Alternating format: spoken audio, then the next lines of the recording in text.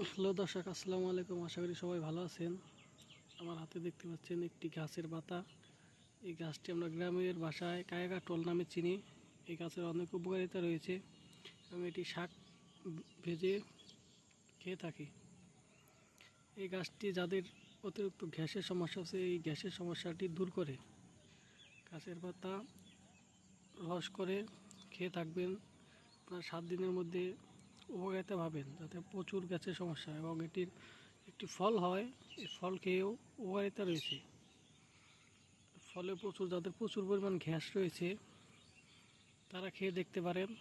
আশা করি উপকারিতা পাবেন।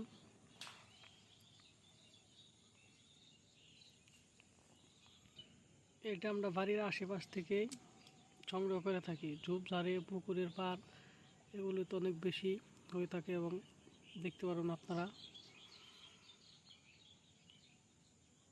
এই গাছটিতে কে কে উপকার পেয়েছেন সবাই জানাবেন, এবং আমাদের ভিডিওটি ভালো লাগলে সাবস্ক্রাইব করবেন এবং পাশে থাকবেন।